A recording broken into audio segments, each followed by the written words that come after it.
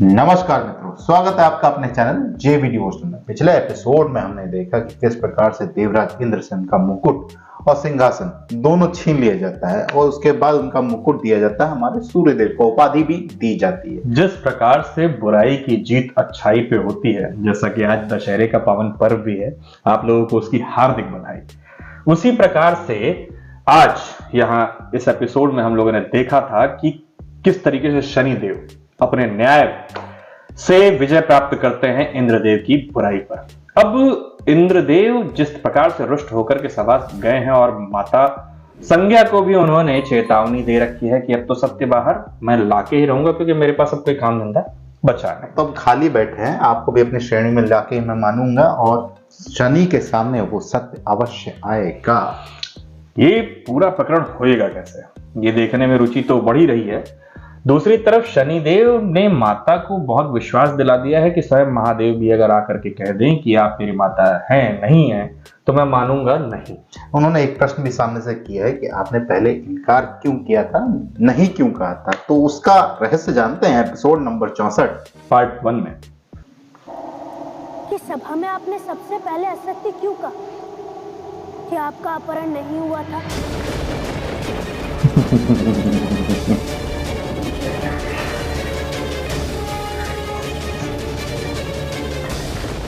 बात को घुमाने में एक्सपर्ट तो है माता।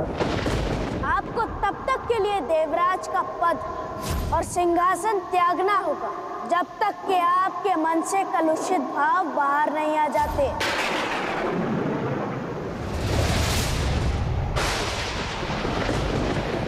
मुझे अकेला छोड़ दीजिए देवगुरु,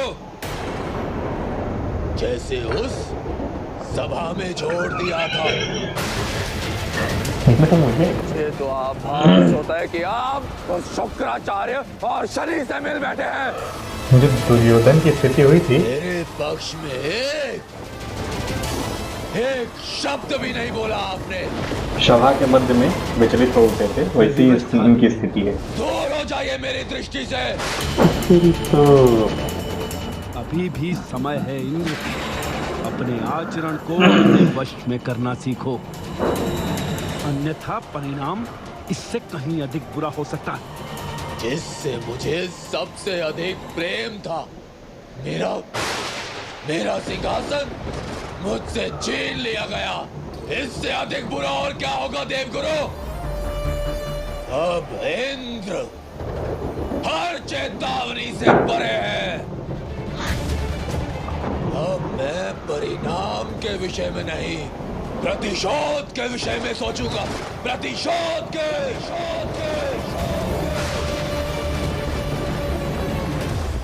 बताइए माता, क्या आप मुझसे कुछ छिपा रही हैं? एक्टिंग देवी की अच्छी है यार, दोनों कैटेगरी में बहुत सटीक उतरती हैं। इंद्रदेव बहिष्कृत हो चुके हैं, छाया लुप्त हो चुकी है। बस अब किसी भांति शनि को सत्य तक पहुंचने से रोक लूं, अपने पक्ष में ले लूं, तो मेरे अधिकारों पर कोई बाधा नहीं होगी।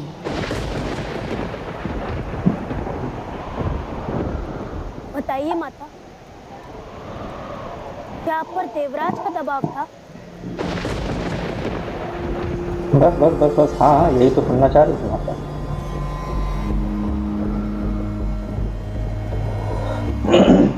हाँ पुत्र, मुझे भय था कि इंद्रदेव तुम्हें मुझसे छीनने के लिए कुछ भी कर सकते हैं, इसीलिए मैं उन्हें रुष्ट नहीं करना चाहती थी पुत्र।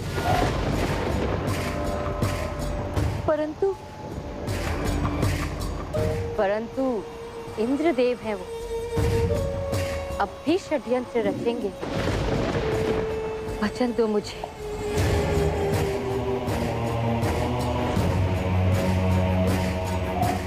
वचन दो पुत्र कि तुम इंद्र की किसी भी चाल में नहीं आओगे।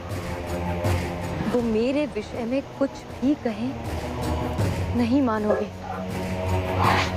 अपनी माता पर विश्वास करोगे, इंद्रदेव पर नहीं।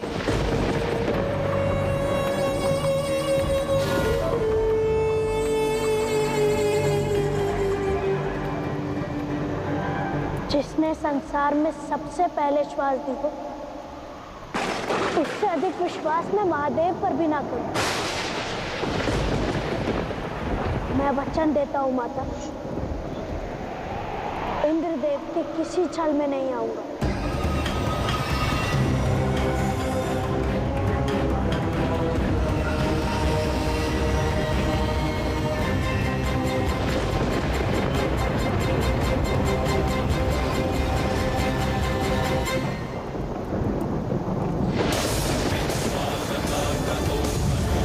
पावर्स तो हैं भाई।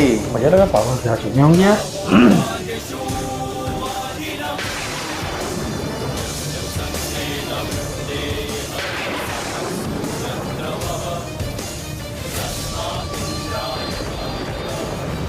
मैं वचन देता हूं अपने आप को,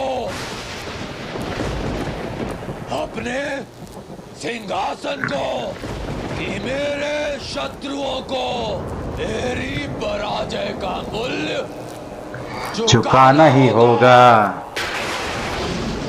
संज्ञा को भी और छाया पुत्र शनि को भी।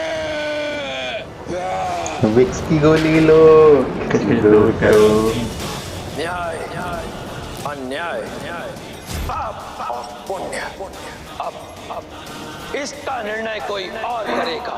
मैं सुनिश्चित करूंगा कि कर्म फलदाता को कभी वो पद ना मिले जिसके लिए महादेव ने उसे रचा है। महादेव के विरुद्ध क्या हो गया?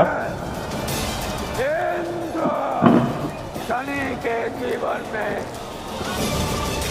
जितने दुख भर दूंगा कि उसे जीवित रहने पर खेद होगा। ये मेरी अखंड प्रतिज्ञा है। वाह,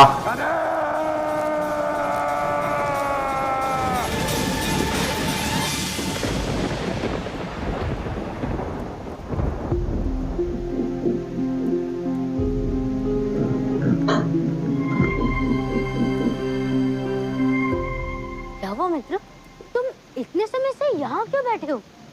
चिंतन कर रहा हूँ। चिंतन? क्यों? किस विषय में? ऐसा क्या है जो तुम्हें समझ में नहीं आ रहा है, जो तुम्हें व्यथित कर रहा है?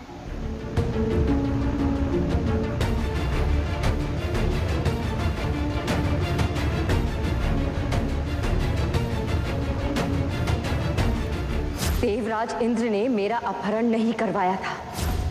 माता ने सभा में असत्य कहा, और वो असत्य तभी कहती जब मेरी सुरक्षा संकट में। उन्होंने स्वीकारा भी कि इंद्रदेव से मेरी रक्षा के लिए उन्हें ये करना पड़ा, परंतु मेरी चेतना मुझसे कह रही कि इसका संबंध केवल इंद्रदेव से नहीं, कुछ और जो माता को व्यथित किया हुआ, और मुझे उसकी जड़ तक जाना होगा। अब छोड़ो भी ना मित्र, इंद्रदेव अब निष्कासित हो चुके हैं, सब कुछ ठीक है, तो फिर तुम क्यों? क्योंकि मैं माता के मस्तक पर व्यथा नहीं देख सकता। मैं निर्णय कर चुका हूं काकोल कि मैं इस प्रश्न के मूल्य तक अवश्य जाऊंगा।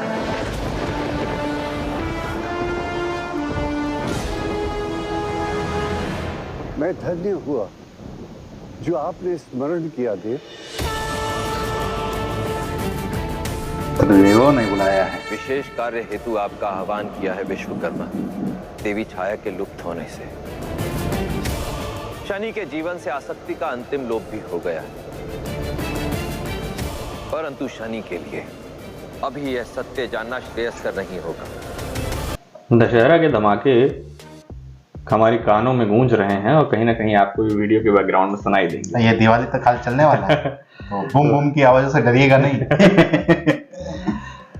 जिस प्रकार के एपिसोड हम लोगों ने देखे अभी पीछे कुछ दिनों में कि किस प्रकार से अचानक से देवी छाया लुप्त हो गई अपने पुत्र के लिए, पुत्र को आसक्त बनाने के लिए कि उसके जीवन में किसी भी प्रकार की कोई बाधा परेशानी शेष न बचे। लेकिन पुत्र के आगे अभी भी माता का जो मुखमंडल है वो देवी संज्ञा के रूप में प्रस्तुत है। इंद्रदेव ने शपथ ले ली, अखंड प्रतिज्ञा ले ली कि अब वो संकट से भर देंगे, बदलापुर बन जाएंगे। हाँ, बदलापुर बन जाएंगे। बहुत तेजी से बदला ले रहे हैं। इसका बदला लेगा तेरा इंद्र।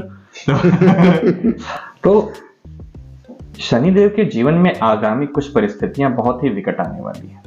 इन विकट परिस्थितियों से उबरने के लिए एक बहुत ही आवश्यक चीज है जो शनिदेव के पास मौजूद है, वो है विवेक। अपने विवेक को सदा अपने साथ रखने वाले देव शनि कहीं ना कहीं इन सारे सिचुएशन से बाहर निकल आएंगे, इन सारी परिस्थितियों को मात दे देंगे। लेकिन ये परिस्थितियां उन पर वज्र की तरह पड़ेंगी, वो देखने में दुख असहनीय होगा। माता की जब बात होती है तो शनिदेव कहीं ना कहीं अपना जो चिंतन है, जो विवेक, सॉफ्ट कॉर्नर रखे रहते हैं। और जब उनके सामने ये रहस्य आएगा, किस तरीके से आता, सबसे बड़ी बात तो ये किस तरीके से आता है, क्योंकि अब शनिदेव भी उस समस्या के खोजबीन में लग गए हैं और शनिदेव जिसके पीछे पड़ जाते हैं वो जब तक उस जड़ तक पहुंच ना जाए छोड़ते नहीं। मृदु हृदय के साथ न्याय नहीं हो सकता, ऐसा स्वयं महादेव ने कहा है। क्यों? क्योंकि न्याय करने के लिए आपको किसी भी प्रकार के मोह बंधन से विरक्त होना पड़ता है, नहीं रहना चाहिए, या यूं कह ले कि विरक्त रहना पड़ेगा। तो चलिए, विरक्ति की कगार पे पहुंच चुके हैं हमारे शनिदेव। इस एपिसोड को यहीं समाप्त करते हैं, मिलते हैं नए के साथ। तब तक के लिए राधे राधे।